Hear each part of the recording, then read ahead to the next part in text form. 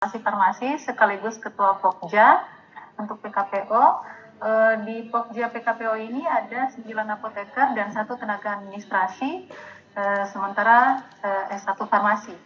Untuk SDM di instalasi farmasi, S2 farmasi klinik 6 orang, apoteker 31 orang, TTK 20 orang, tenaga umum 5 orang, itu dengan tupoksi administrasi dan distribusi.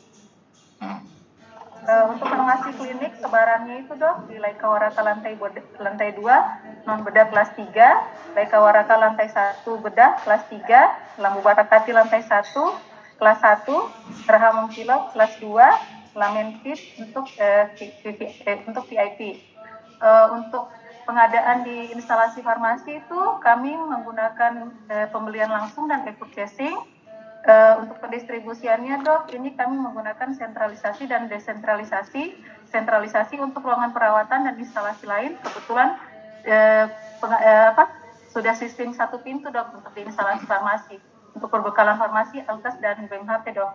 Untuk desentralisasi ini depo farmasi, kami punya 6 depo farmasi dan 1 depo logistik utama. Depo farmasi ini depo farmasi ICU, depo farmasi IGD, depo farmasi rawat inap, depo farmasi rawat jalan, depo farmasi sitostatika, dan depo farmasi IKOS. Untuk depo yang 24 jam ada 2 dok, depo farmasi rawat inap dan depo farmasi IGD dok. Untuk metode pelayanan resepnya dok, kami resep perorangan. Di rawat inap itu dok, kami untuk obat oral kami melayani untuk 3 hari, untuk injeksi dan cairan kami melayani untuk per hari dok. Kalau di IGD baik obat oral maupun obat injeksi kami layani per hari. Kalau untuk dirawat jalan dok, ada pelayanan kronis itu 7 hari dan 23 hari. Untuk di instalasi farmasi dok, setiap bulannya kami melakukan stok of name. Saat ini juga kami dok sudah melakukan supervisi ke ruang perawatan yang kami cek setiap minggu itu dok, penyimpanan obatnya, suhu penyimpanannya, obat sisa kami tarik setiap minggu, troli Kotbul dan troli emergency. Tapi sampai saat ini kami dok belum melakukan dispensing steril dok, hanya dispensing untuk sitostatika dok. 2019 itu dok kami melaksanakan in-house training, sediaan steril 13 orang dari farmasi dan 46 perawat. Sampai saat ini dok masih perawat yang melakukan dispensing steril dok, hanya dispensing sitostatika. Kebetulan 3 orang sudah bersertifikat untuk dispensing sitostatika dok. Mungkin itu saja dok dari saya, perkenalan sedikit dari instalasi farmasi. Terima kasih Bu Neni, sudah selesai, ya, PKPO dok. Sudah selesai nih. Belum dok, masih banyak yang masih ingin ditanyakan dok. Untuk depo tadi apakah di PKPO tadi sudah ditangani oleh tenaga farmasi sendiri atau ditangani oleh teman-teman perawat? Tidak dok, kalau PKPO tenaga farmasi, tapi kalau untuk pencampuran sediaan steril dok masih teman-teman perawat dok. Baik, oke. Ya, terima kasih Bu Neni, sangat lengkap. Mungkin nanti kita diskusinya bisa lebih cepat ini. Iya dok. Di PKPO, dan saya yakin memang PKPO ini selalu bagus. Pengalaman saya sepanjang 5 tahun ini jarang sekali PKPO tidak lulus dia. Ya semoga saja dok. Amin.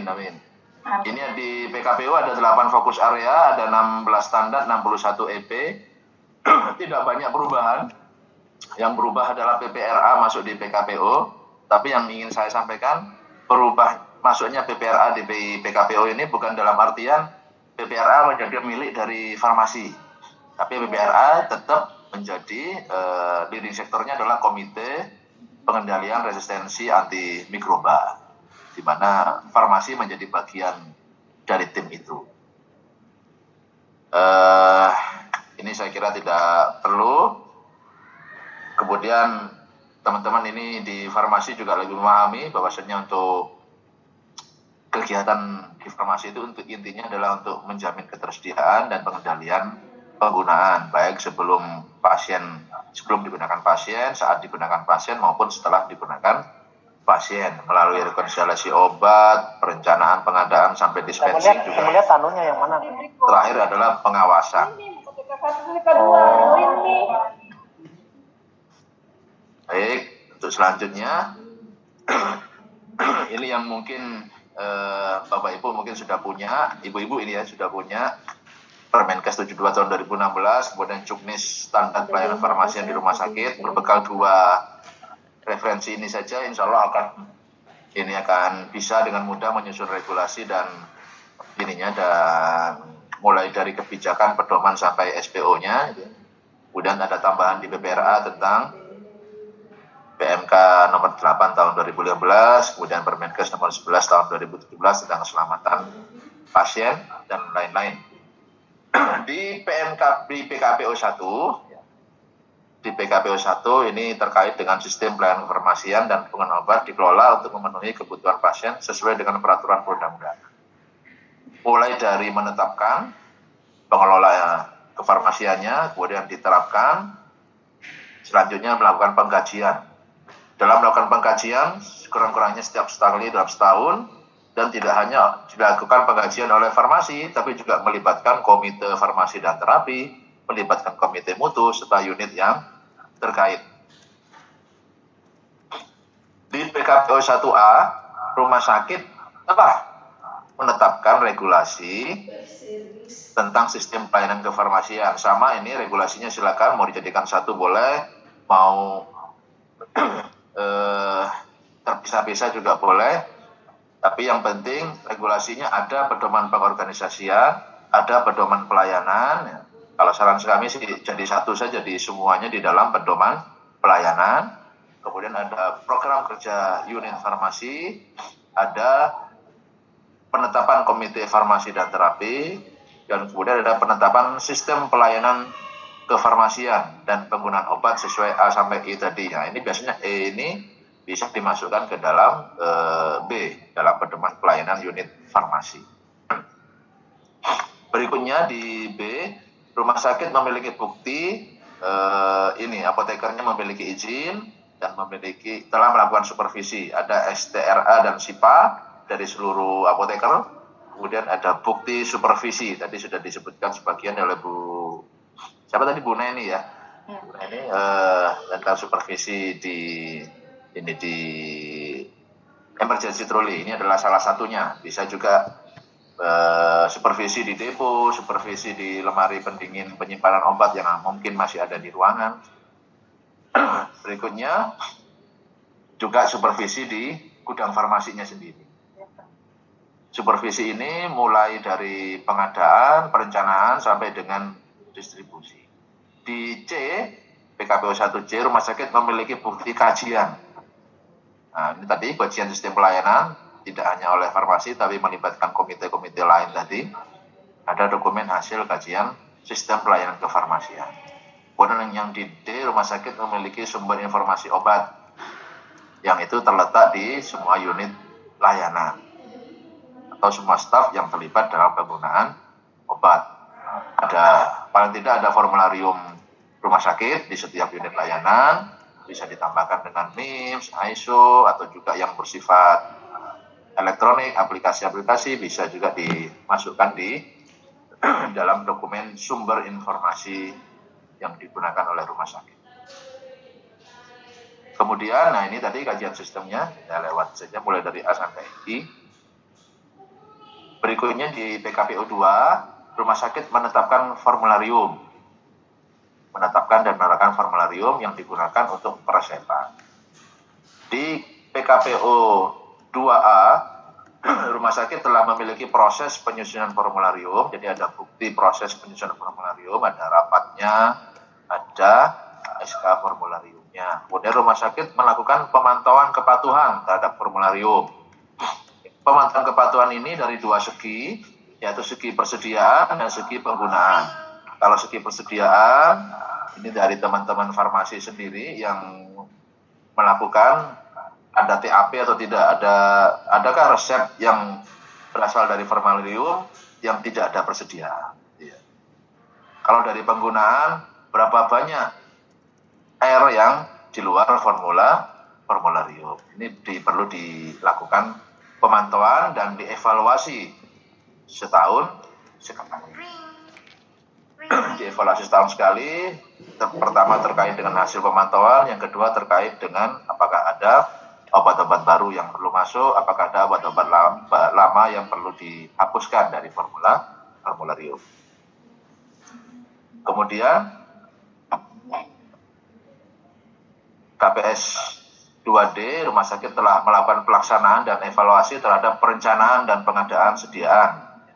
Ini evaluasi terhadap proses perencanaan pengadaannya. Kemudian yang di E, rumah sakit melakukan pengadaan satu pintu, selalu melibatkan apoteker.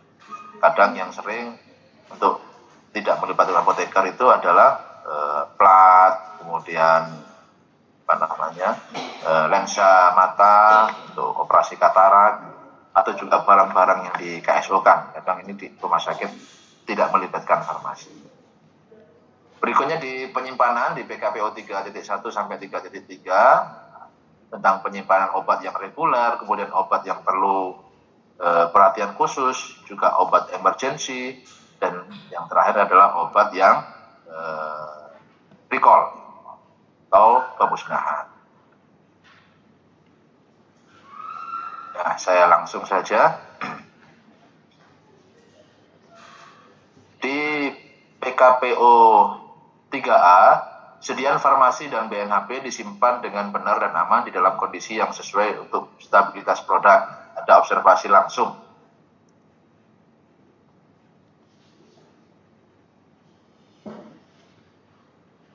Nah, mohon informasi Bu Neni, untuk setiap shift minimal berapa orang setiap shift?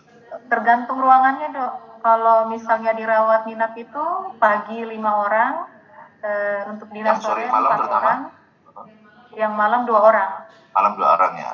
Itu dirawat inap. Yang di IGD? Dirawat inap. Di IGD pagi 2, sore 2, malam 2. Oke, baik. Terima kasih.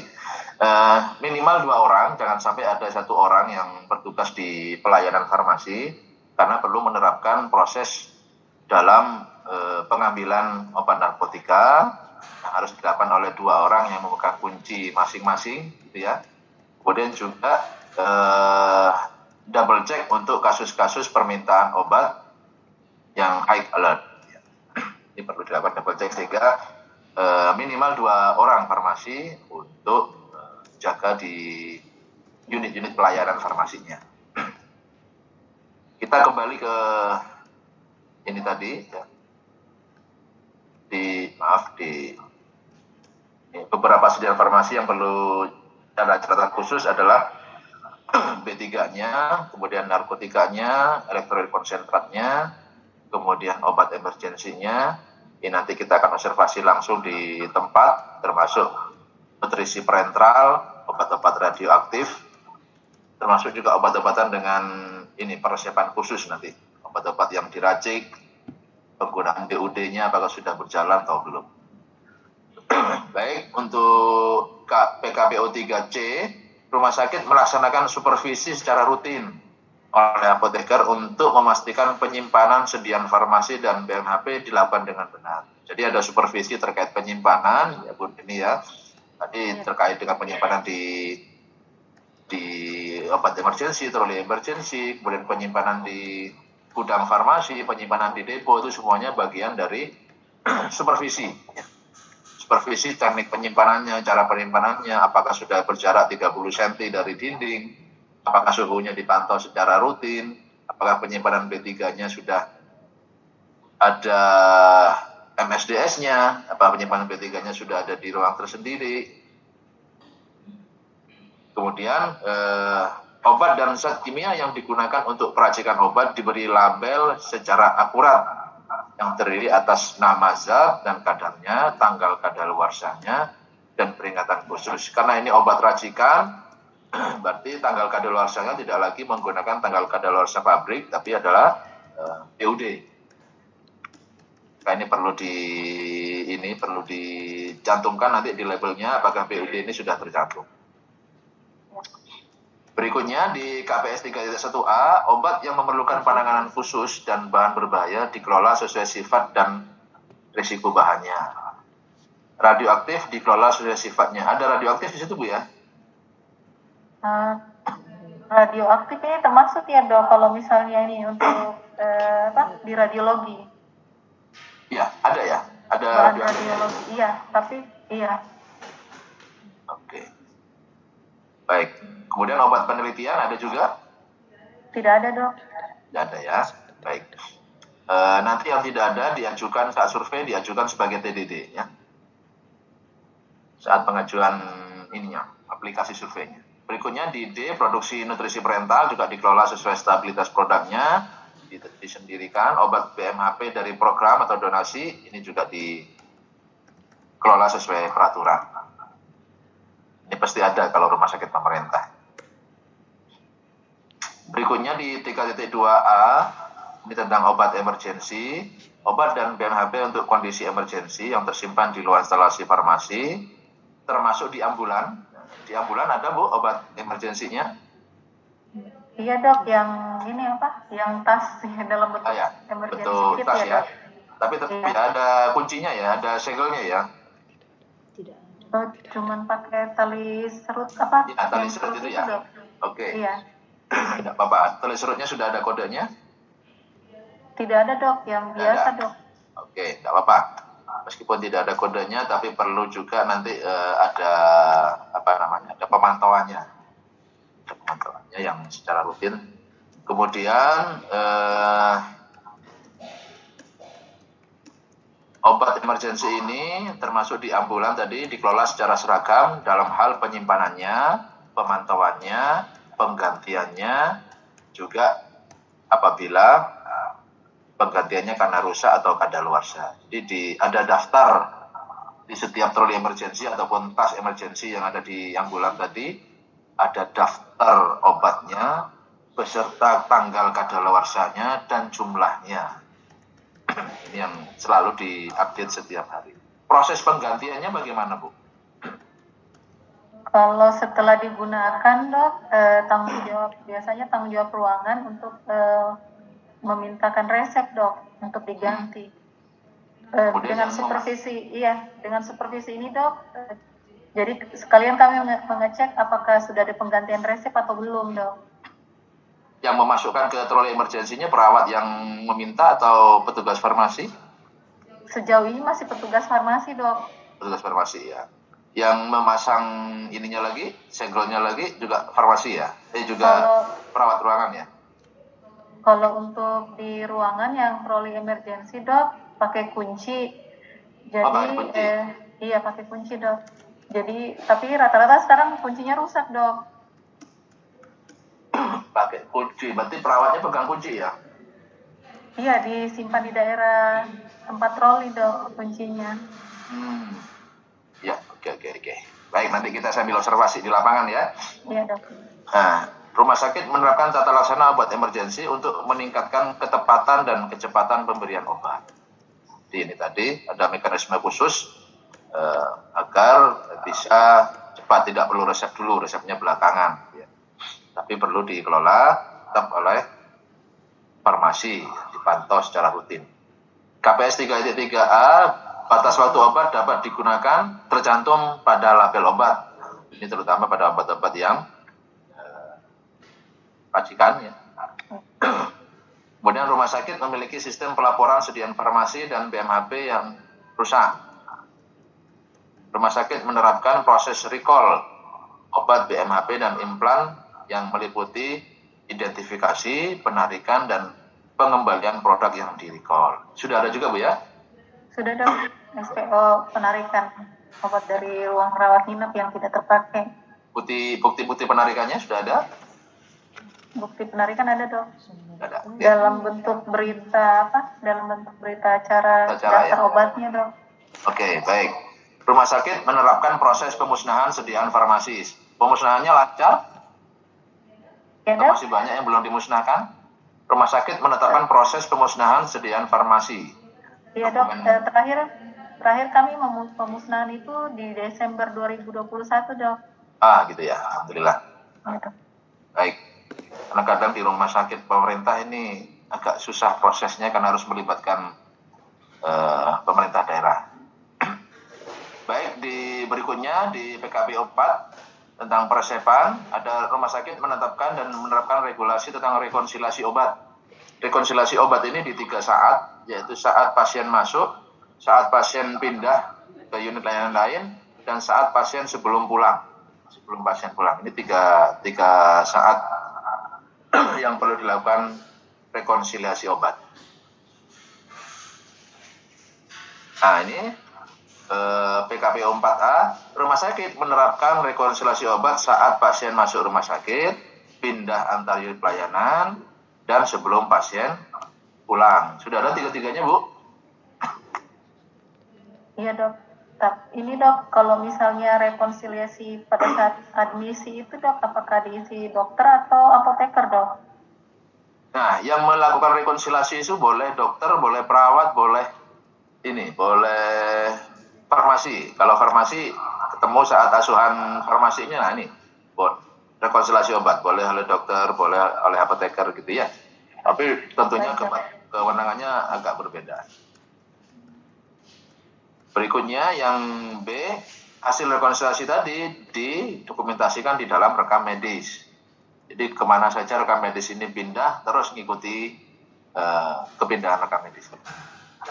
Tapi ini, Dok, belum semua ruangan, Dok, yang belum semua ruangan. Ada farmasi ya, Dok. Ya, nanti tinggal dihitung, Bu. Pas disurvei ada 5 ruangan, berapa ruangan yang sudah melaksanakan gitu ya. Kalau di atas 20% berarti nilainya 5. Gitu. Ya. Baik, berikutnya di 4.1, rumah sakit menetapkan dan menerapkan regulasi peresepan atau permintaan obat atau instruksi pengobatan sesuai peraturan perundang-undangan. Di sini mengatur tentang obat-obat yang diresepi, baik yang diresepi reguler maupun diresepi secara khusus instruksinya. Di resepnya dilengkapi dengan nama obat, dosis, frekuensi pemberian, rute pemberian, nama, dan tanda tangan. Jadi ada kriteria untuk resep lengkap dan resep tidak lengkap. Juga ada kriteria apakah resep terbaca atau tidak. Ini juga perlu diatur bagaimana cara penulisan nama dagang atau nama generik, bagaimana menulis PRN, bagaimana menulis berat badan pada pasien-pasien apa saja harus ditulis berat badannya, misalnya pada anak-anak atau pada pasien yang kemoterapi. Kemudian penulisan kecepatan pemberian infus, penulisan instruksi khusus. Ini mungkin nanti bisa slide saya bisa dibaca lebih lanjut, Ibu, bagaimana menyusun instruksi titrasi yang baik, ini yang baik yang di atas ya. Kemudian bagaimana menyusun instruksi tapering down atau tapering off yang baik, kemudian bagaimana menyusun instruksi tentang rentang dosis yang baik. Juga bagaimana menerapkan automatic stop order. Di PKPO 4.1A resep dibuat lengkap sesuai regulasi. Nanti kalau ada resep yang tidak lengkap atau tidak terbaca, mohon di resepnya juga ditunjukkan, Bu, bagaimana mekanisme untuk melengkapi. Biasanya kan ada namanya tulbakan atau coba tulis, baca, kemudian konfirmasi ya. Kalau tulbakan tulis, baca, dan konfirmasi. Misal tidak ada berat badannya, maka perawat atau apoteker berhak menelpon dokter atau perawat yang tempat asal resep itu dibuat, kemudian ditanyakan berapa berat badannya kemudian ditulis dan diparaf setelah dikonfirmasi, setelah dilakukan proses tulis, baca, dan konfirmasi. Kemudian yang B, telah dilakukan evaluasi terhadap penulisan resep atau instruksi pengobatan. Ya, pelaksanaan evaluasi penulisan resep tadi sudah terbaca pada. Kemudian telah dilaksanakan proses untuk mengelola resep khusus, baik itu resep situ, resep automatic stop order, dan resep tapering.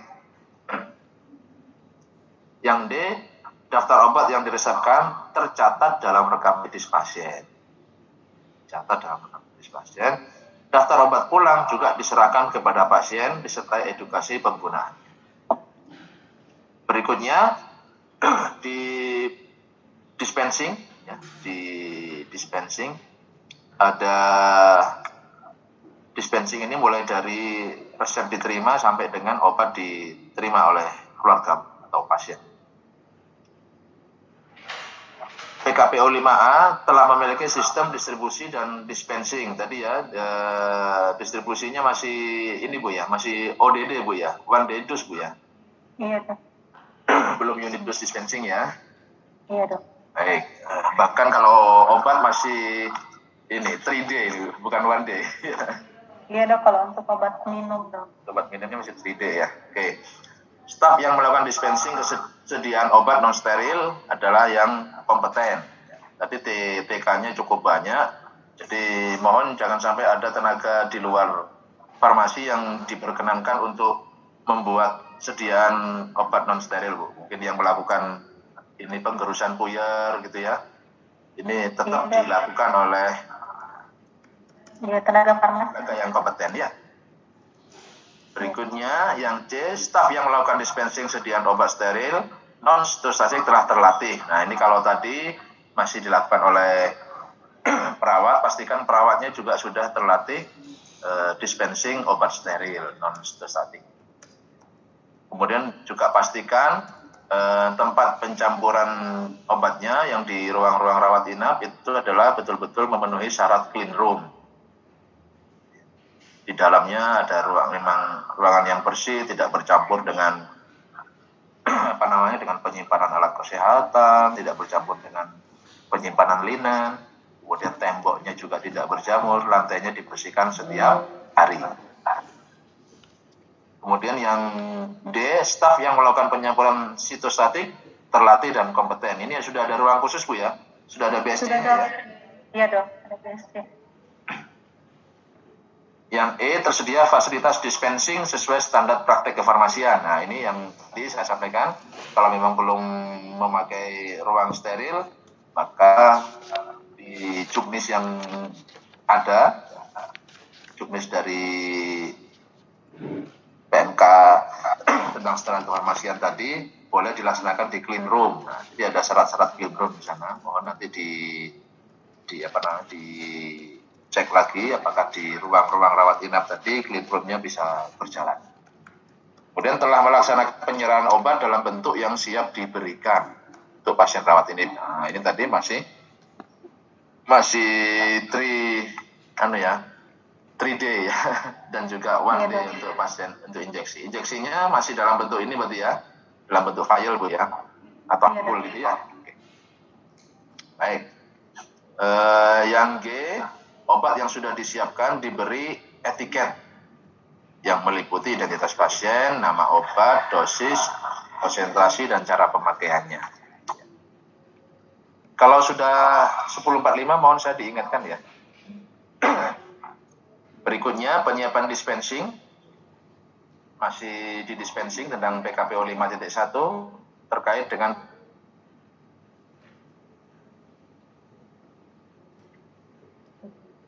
administratif, dalam farmaseutik, dan juga aspek klinis. Untuk TTK hanya berhak untuk aspek administratif dan aspek farmaseutik. Ini pengkajian resepnya dari masing-masing aspek. Kemudian untuk PKPO 5.1A, rumah sakit telah melaksanakan pengkajian resep. Pengkajian resep biasanya berupa apa Bu? Di resepnya sudah ada ya? Iya, sudah ada cetakannya di sana, tinggal centang gitu ya? Iya dok, sudah ada dok. Sudah pakai resep elektronik atau masih manual? Masih manual dok. Masih manual, oke. Nanti kita observasi ya di lapangan ya. Kemudian telah memiliki proses telaah obat sebelum diserahkan. Kalau tadi adalah telaah resep, kajian resep, yang kayaknya adalah telaah obatnya. Telaah obatnya juga ini sudah ada ya di resepnya ya? Iya dok, untuk verifikasi juga disiapkan tabel untuk disiapkan kolom untuk tanda tangan siapa yang langsung ya? menyerahkan dan verifikasi ya dok. Baik. Kemudian yang ini yang perlu nanti Bu, yang perlu di ini kadang-kadang teman-teman malas untuk mengisi gitu ya, tidak lagi dicentang-centang tapi langsung dikasih tanda 100 gitu ya. Dimohon nanti diseragamkan ya. Kemudian PKPO 6 terkait dengan pemberian obat.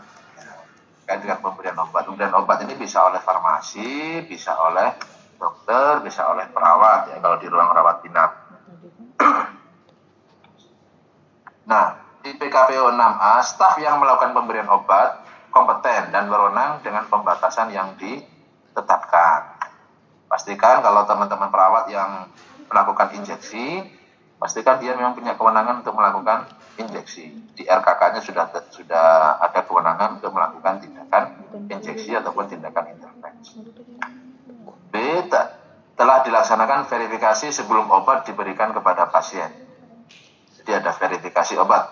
Perawat pada saat mau masukkan obat ke pasien, verifikasi dulu identitas pasiennya, nama obatnya, dosisnya, rutenya, dan waktu pemberiannya, apakah sudah sesuai dengan instruksi yang diberikan oleh dokter, apakah sudah sesuai dengan pasien yang dituju. Yang C, untuk obat high alert, lakukan double checking, pastikan tidak ada perawat yang jaganya satu orang. Kalau hanya jaga satu orang, berarti double checkingnya tidak berjalan.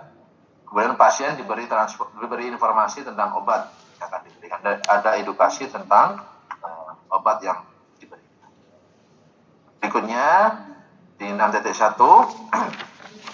kegiatan tadi dicatat di dalam rekam medik. Kemudian juga rumah sakit menetapkan dan menerapkan regulasi dan obat yang dibawa dari luar rumah sakit. Ini sebenarnya menjadi satu kegiatan dengan tadi rekonsiliasi obat pada saat awal pasien masuk. Obat-obat apa saja yang diterima atau dibawa oleh pasien diperiksa oleh farmasi atau perawat atau dokter. Kalau farmasi atau perawat yang melakukan, laporkan kepada dokternya, dan nanti dari dokter pastikan obat-obat apa yang masih boleh digunakan. Obat-obat apa saja yang masih bisa dilanjutkan. Sedangkan teman-teman di farmasi memastikan kembali apakah obat yang dibawa oleh pasien ini pasti layak untuk digunakan. Ini ada dua dimensi. Dimensi pertama adalah apakah obat-obat tersebut bisa terus digunakan. Dan yang kedua, apakah fisik obatnya masih bisa atau layak untuk digunakan oleh pasien.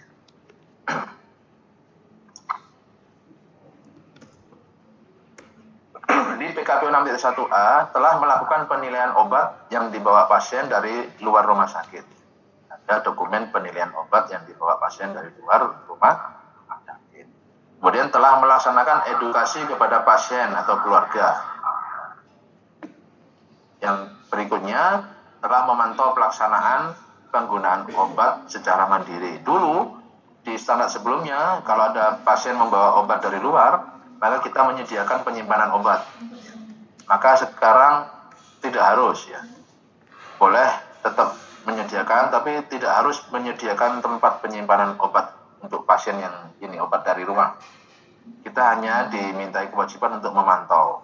Misal ada pasien diabetes, dia datang dengan keluhan demam, kemudian oleh dokter obat diabetesnya masih boleh untuk digunakan, maka farmasi tinggal mengecek apakah berapa jumlah obat yang dibawa oleh pasien dan apakah obat itu masih bisa digunakan. Misal sudah bawa obat glibenclamid 5 gitu ya. Kalau dosisnya dia 2x1, besok dipantau. Nah, apakah sudah berkurang jumlahnya? Untuk memantau pelaksanaan penggunaan obat secara mandiri.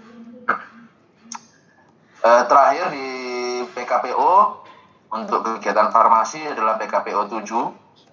PKPO 7 ini terkait dengan pemantauan terapi obat.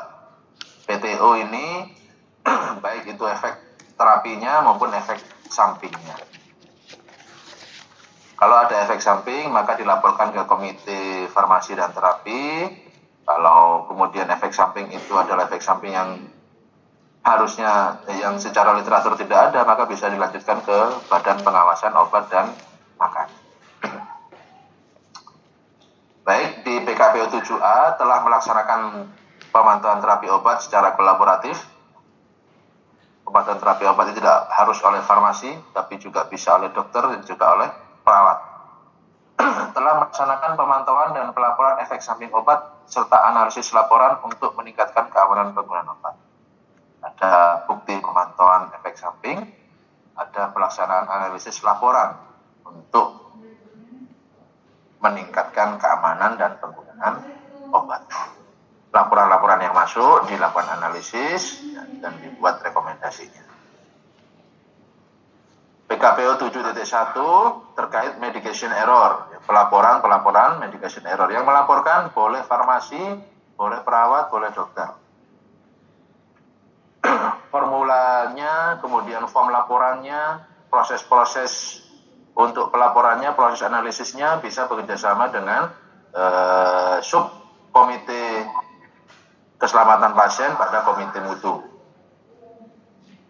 Jadi farmasi jangan membuat sendiri, perlu terintegrasi dengan subkomite keselamatan pasien di komite mutu.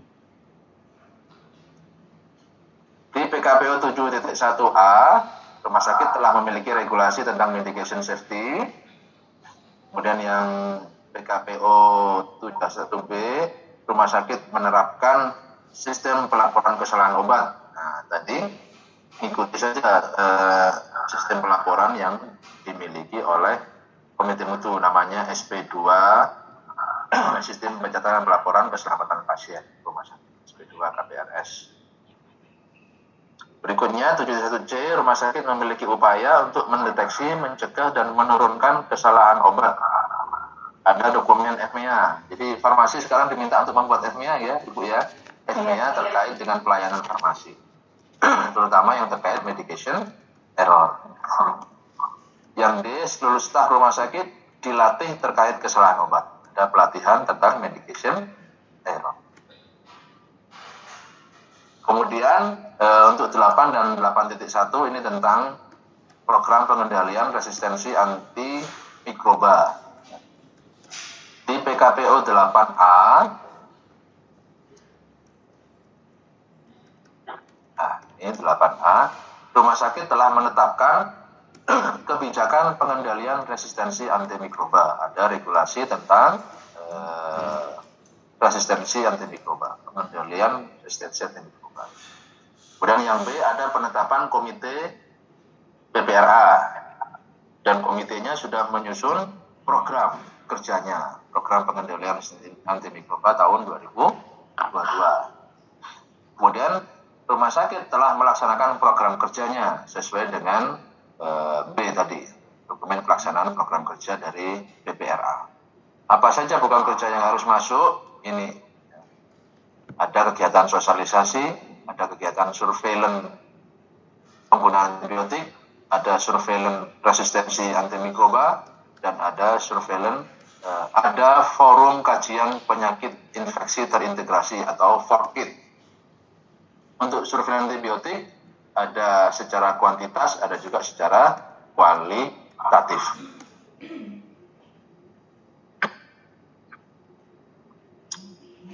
Nah ini program kerja tim BPRA ya, ada edukasi, ada PGA, ada surveillance, dan ada FORKIT. Berikutnya 8D, rumah sakit melaksanakan pemantauan dan evaluasi kegiatan PPRA. Kegiatan-kegiatannya tadi dipantau, mana yang sudah, mana yang belum kendalanya apa, yang sudah berjalan efektif atau belum. Dan yang E, memiliki pelaporan kepada pimpinan rumah sakit secara berkala dan kepada Kementerian Kesehatan. Ada link pelaporan yang perlu disampaikan kepada Kementerian Kesehatan. Ibu sudah ada Bu linknya Bu? Link pelaporan untuk kasus ini, resistensi antimikroba.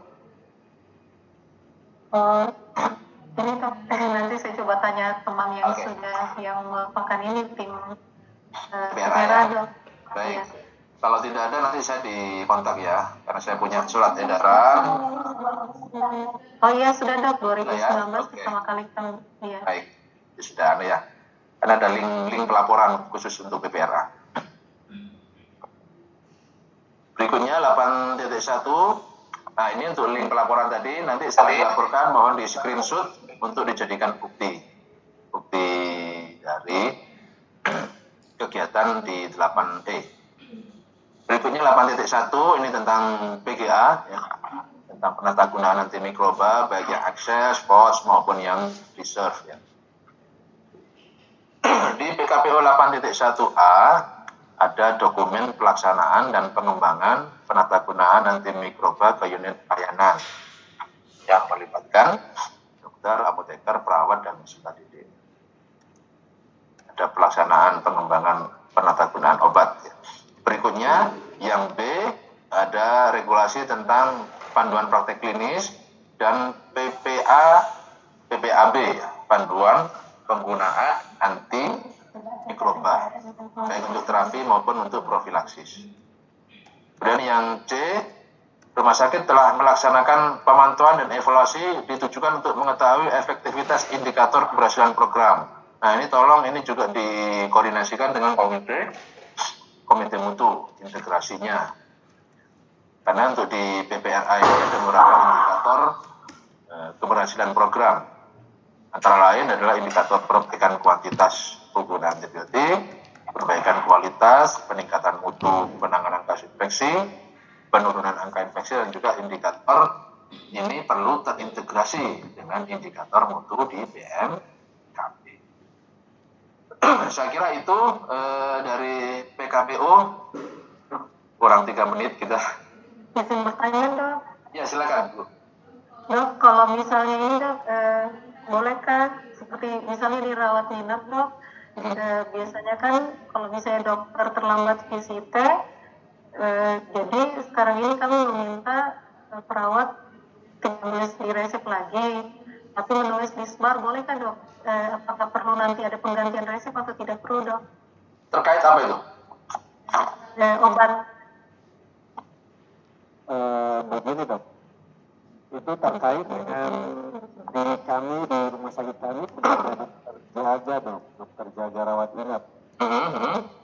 Jadi bila dalam kondisi kritis atau pasien terlambat, dokter terlambat VCT, kondisi kritis pasien biasanya kan perawat melakukan sebar ke dokter ya, dokter jaga ini ya, memberikan instruksi semuanya pemberian dopamil 4 menit atau 8 menit.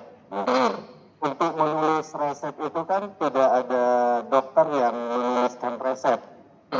Jadi di kami itu menggunakan lembar sebar, jadi mengikuti SNARS yang dulu, wajib ada lembar sebar. Sebar itu perawat menuliskan instruksi pemberian yang diberikan dan dilakukan ya kan. Lembar ini yang digunakan oleh perawat untuk meminta obat ke farmasi. Ya. Awalnya dulu kami lakukan setelah melakukan sebar, perawat meminta resep ulang ke dokter jaga IGD.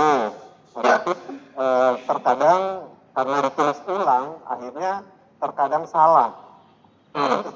Jadi akhirnya kebijakan diambil kemarin, lembar sebar itu yang dibawa ke farmasi, karena sudah dilakukan sebarnya itu begitu, Dok. Baik. Pada prinsipnya beda antara prosepan dengan instruksi pengobatan, gitu ya. Kemudian yang kedua, memang ada batasan-batasan dalam penulisan resep. Kemudian untuk apabila obat itu memang adalah obat-obat emergensi, maka sebaiknya itu disediakan di dalam troli emergensi, sehingga penggantiannya ini akan lebih mudah. Kemudian sebenarnya alternatif yang terakhir tadi sebenarnya sudah bagus, Pak. Jadi yang dilakukan adalah prosepan dilakukan oleh dokter jaga, dilakukan oleh teman-teman di keperawatan, karena teman-teman di keperawatan memang tidak diberikan kewenangan untuk menulis resep kan ya, sehingga nanti tadi instruksi pengobatannya yang diberikan ya. Menurut saya sesegera mungkin resepnya itu dimintakan kepada dokter jaga.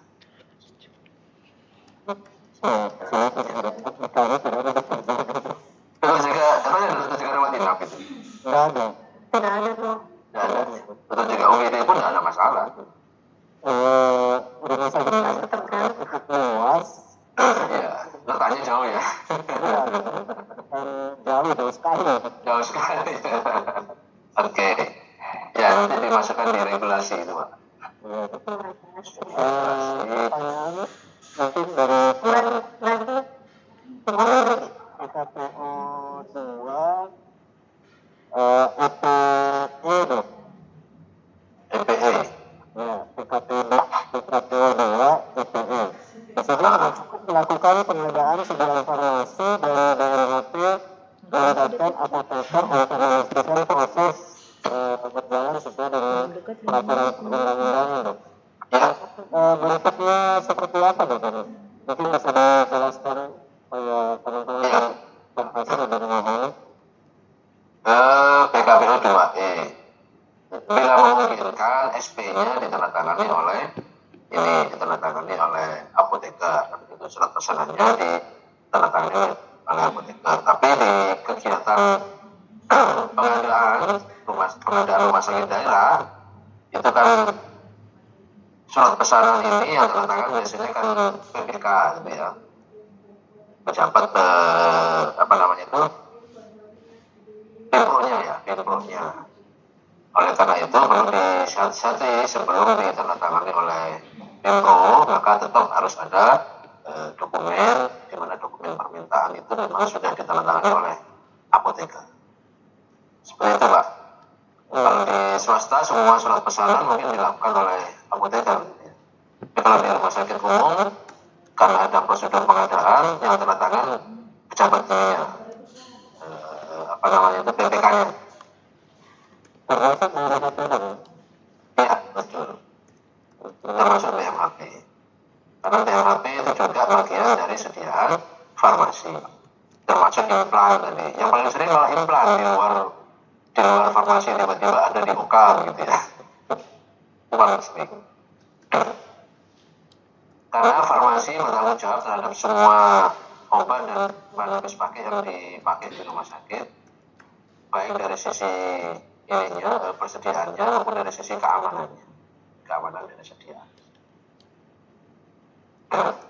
Farmasi juga diberi kewajiban bahwasanya mereka memang membelinya juga dari jalur-jalur yang sudah resmi. Tidak boleh lagi rumah sakit membeli obat di pasar pramuka, tidak boleh lagi.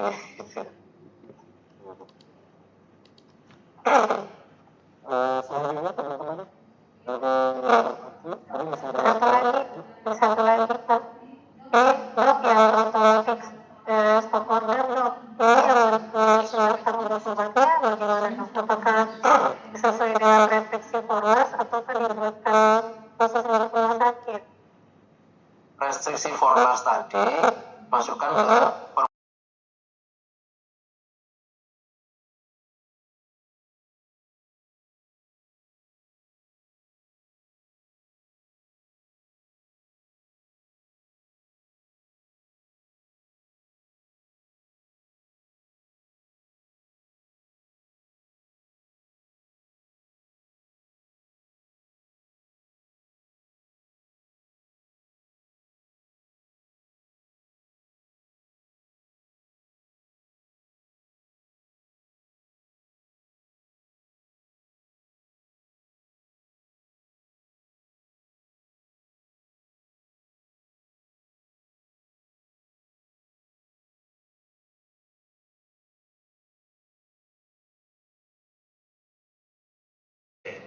sehingga meskipun sudah melewati automatic stop order ini masih bisa diberikan.